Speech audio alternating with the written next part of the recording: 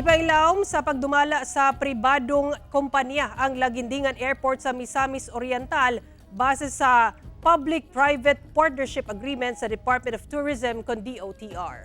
Ang detalye sa report ni James Paulo Yap. Human ang expansion sa terminal building sa Laguindingan Airport sa Laguindingan, Misamis Oriental sa milabay nga semana. Karon, gi-turnover na sa Department of Transportation con DOTR ang pagdumala sa mga pasilidad sa maong airport ngadto sa usa ka pribadong kumpanya sa 12.7 billion private-public partnership project sa Aboitiz Infra Capital ug DOTR. Laraw nila nga mas mapalapdan pa ang Laguindingan Airport ngadto sa usa ka international airport nga kayang moakomodar og 6.9 million nga mga pasahero matag tuig. Our first expansion will increase the airport's pre-pandemic design capacity of 1.6 million passengers per annum to 3.9 MPPA.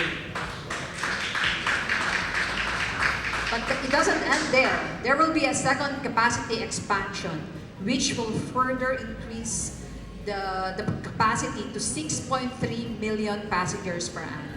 Gipaniguro sab sa Department of Transportation nga magpabilin ang kasamtangang empleyado sa kaap luyo pa man sa bagong magdumala sa maong airport.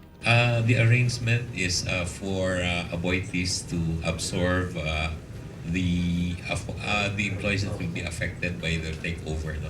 However, if there will be employees who will not be absorbed by Aboitiz, CAAP is ready to make them part of the regulatory group that will work with Aboitiz Infra Capital in operating this terminal. So we can assure you that nobody will lose their job. Gikalipay sa mga opisyal sa munisipyo sa Laguindingan ang planong expansion sa maong airport. Naglaom sila nga mahimo kining paagi aron mas mulambo pa ang ilang lungsod. Laguindingan is not a rich municipality. Fourth-class municipality. We are hoping and longing that this expansion will explore as catalyst of change in increasing our economic boom in Laguindingan. Hinuon ginatun-an pa kuno sa bagong airport administration kung aduna ba ipatuman nga mga rate increase sa mga pasilidad sa Laguindingan Airport. Normal sab kuno gihapon ang operasyon sa airport. Kauban si Roland Cañas, James Paulo Yap, 1 Mindanao.